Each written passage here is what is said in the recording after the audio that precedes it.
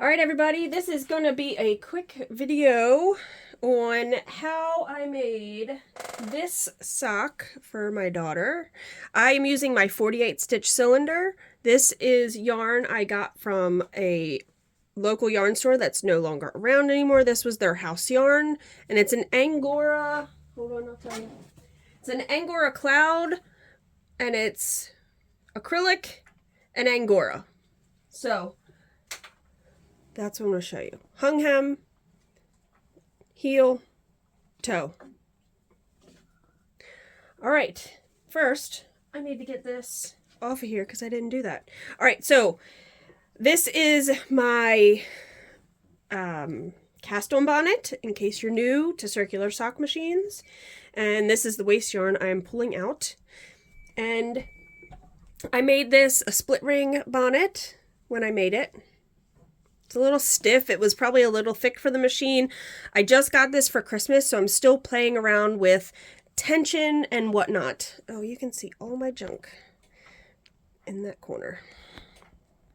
Sorry, that was probably really terrible to do. Maybe that's better. We'll see. All right. I'm still congested from being sick, so also there's that. I never introduced myself. My name is Aquila, and I have the Lefty Knitter podcast here on YouTube. That's probably where you're watching this. So I'm just hanging every other needle with a split ring until I can't hang it no more because these needles are all down in the cylinder. I can push it forward just a little bit, and I'm going to put waste yarn on my machine now. I have all different color waste yarn. You should use a waste yarn that's probably not close to the color of your project yarn. This is called your buckle. Your buckle goes onto your bonnet. I'm not sure who might watch this, so, and then these are my weights, my stem weights, and I have them in a koozie, and I hang all of them on my buckle. So, I don't know who will watch this, beginners, advanced people, so I'm going to explain everything I do. So, this kind of got in the way there.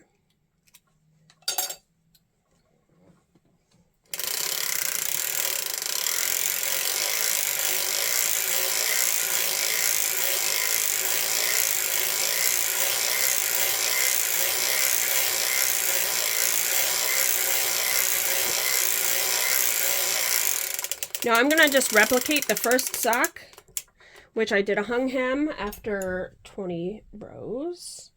I'm going to put in a ripcord, which is fishing line. I use fishing line that I purchased off Amazon. And I'm going to put that in my machine now. And do one round with this. This will make it easy to take my project off of the waste yarn.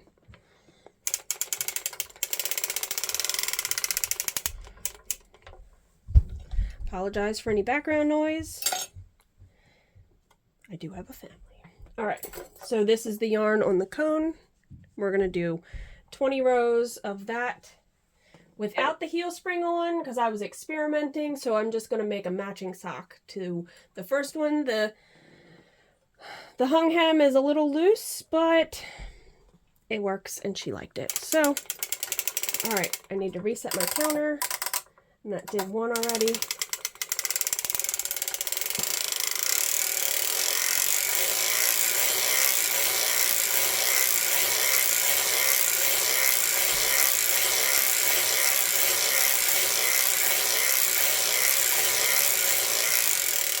I'm at 20. I'm going to stop in the front because I want to start hanging at my first needle, which is in the 3 o'clock position. I'm going to take my weights off and my buckle so I can fold this up onto itself. So because I use the same reference for the same needle every time, I know where to start hanging my hem here. You just go all the way around your machine until you cannot hang it any further. And then you will put your, well, I'll show you. Let's just get this part done. You can use either, this tool came with my, this is an Erlbacher Speedster. I never said what it was. The tool that came with it has two sides. You have this kind of hook and this kind of hook.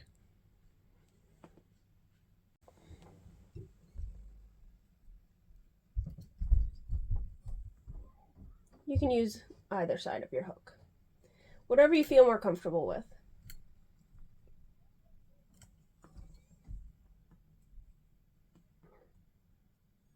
So I just got this 48. I am much more used to my 64 stitch cylinder.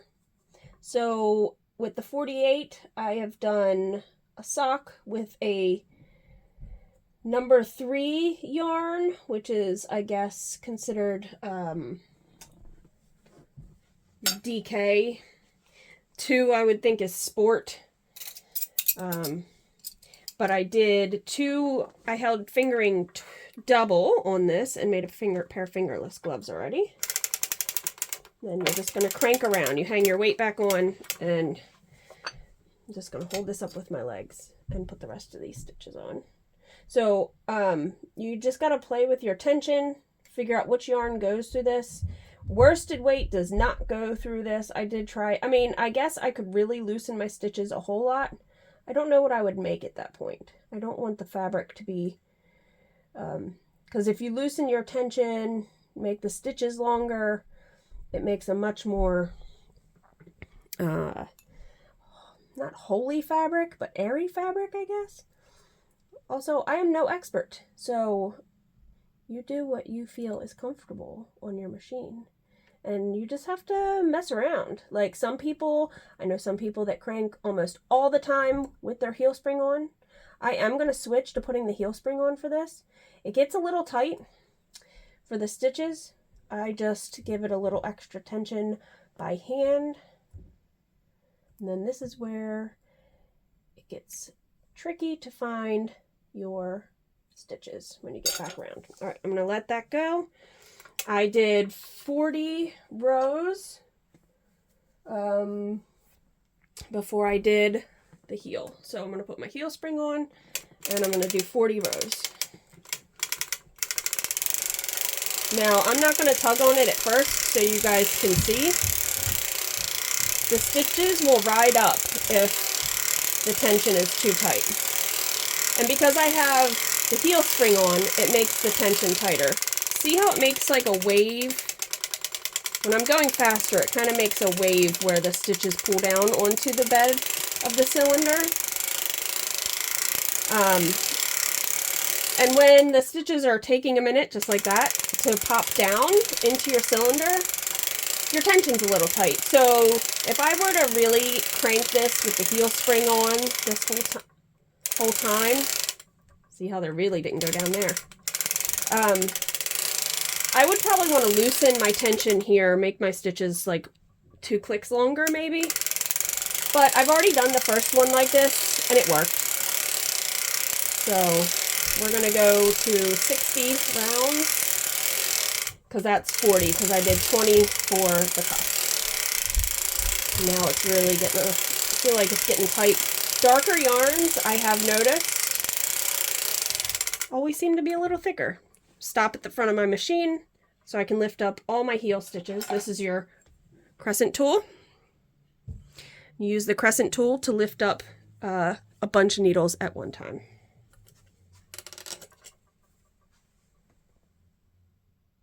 All right, so sorry, get back to lifting the other half up. Sometimes you have to move it a little more forward to make these needle butts not under your why can't I think of what that's called?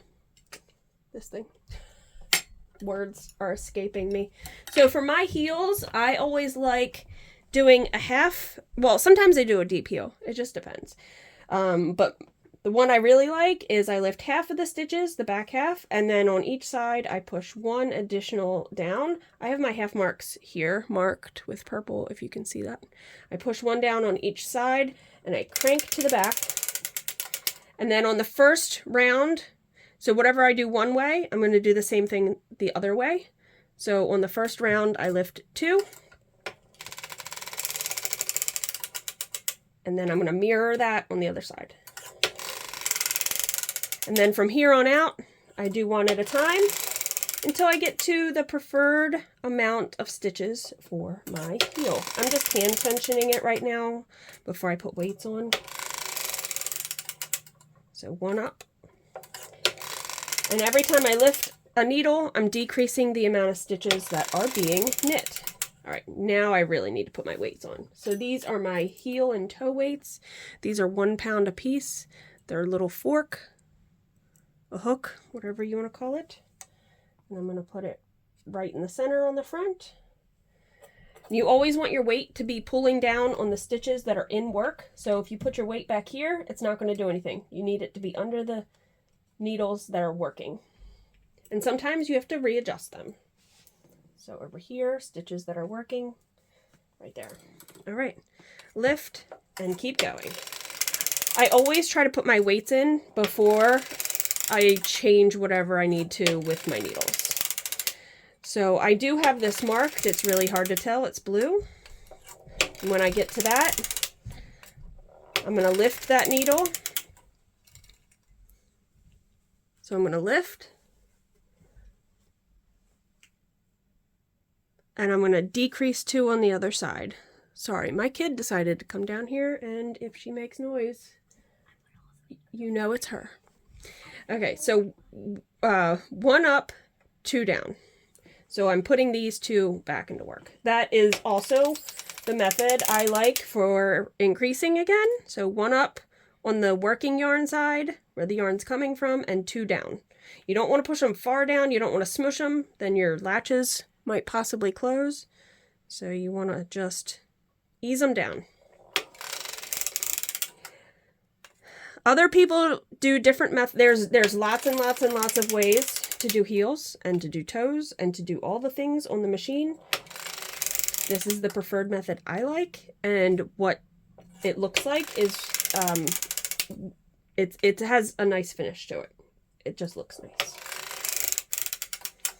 So I should change my weights again.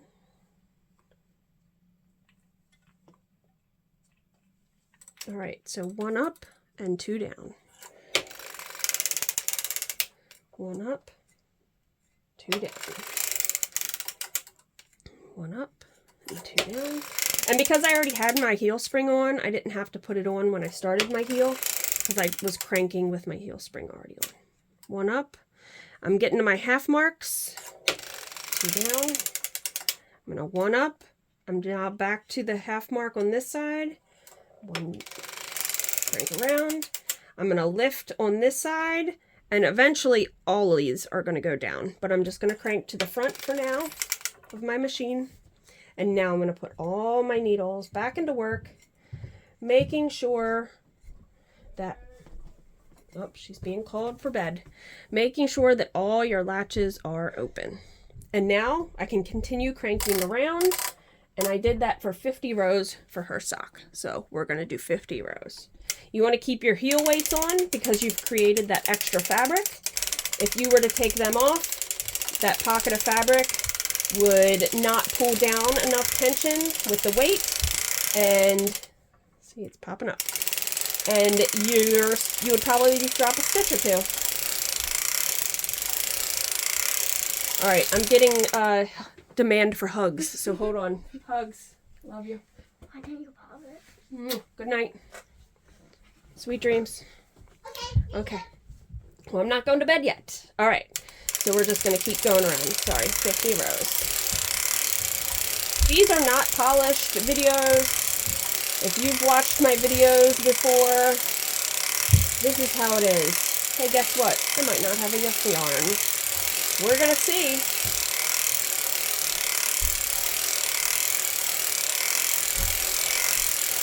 Let's hope we have enough yarn.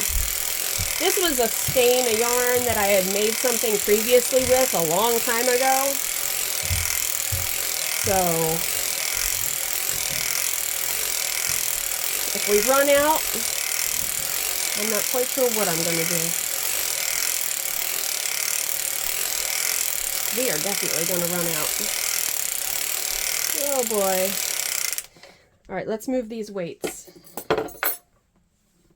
I really thought I was going to have enough, y'all. No, we're going to figure it out. Let's hope I don't run out in the toe. All right, we are at 48, 49, and 50. Oh boy, that's not much yarn there. All right, so for the toe, it's a little bit different of a start. I lift all of the back stitches. You always want the toe to be even. You don't do a deep toe. You don't lift more than you normally would or less than you normally would. It's always half and half to start and half to finish. I don't put that first stitch down. That's the difference. So I crank to the back, one up. And I only do one up on the first row and one up on every additional row.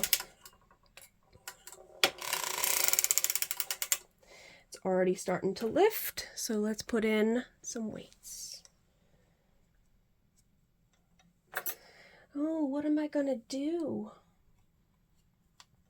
I might have to pause and figure something out. All right, one up. Let's see how far we can get. One up. One up. One up. One up. One up. One up. One up. One up. All right, I'm at my target needle, one up and two down, so I do that the same way. One up, two down. One up, two down. One, two. One, two. One, two. One, two. Cut. It's getting close, y'all. We're getting close. Two. Let's readjust. Because you don't want to always be yanking on the weights. All right. One up, two down. And there is a difference when you get to the last stitch on the toe. One up and two down. This was my half mark. So when I get around to this side, I am not lifting up. I'm only pushing two down to get around to this side. Oh boy, we made it. All right, so you need to leave enough yarn to Kitchener your toe shut. So I always pull a little bit off, cut it, pull it out. Now you take it out of your machine.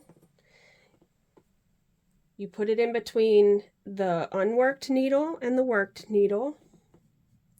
And you're going to get some scrap yarn.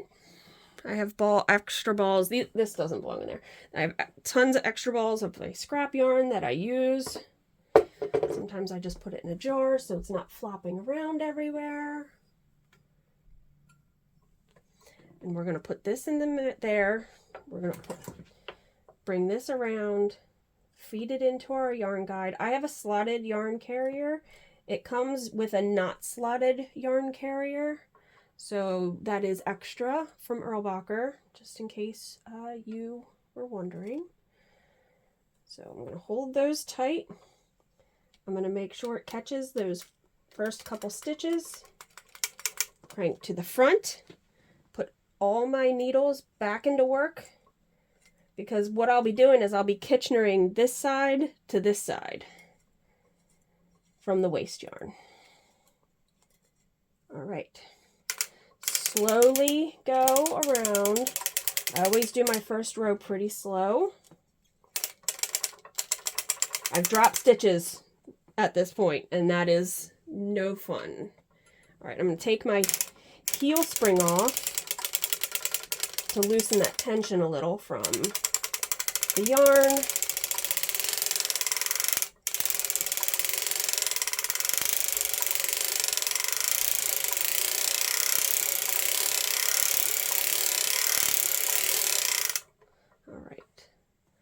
You gotta make sure this is free flowing, so I just unravel it from my little ball that I had created.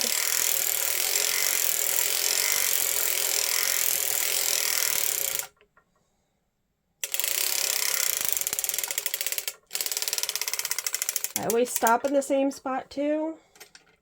Pull it into my cylinder. Put the waste yarn in. Hold your weights. If not, it'll all fall to the ground. And crank off. All right, so I'm going to take the weights off and I'm going to show you what I have.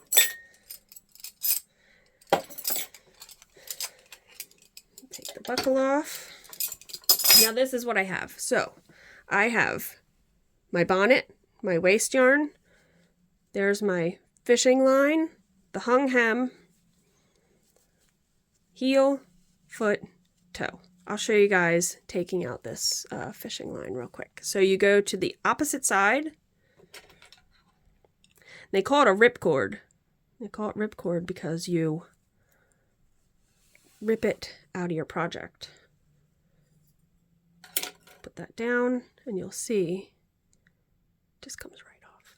This is secured because you hung it. You just got to weave that end in, maybe pull it a little tight, and you're good to go. And there is a finished sock for my 7-year-old on my Erlbacher Speedster with the 48 needles. So now I just got to close the toe up. All right, thanks for watching, guys. And if you have any questions, put it down below. If you have any suggestions on videos that you'd like to see on different things, I'm no expert, but I will try. So just let me know. And thanks for watching. All right, bye.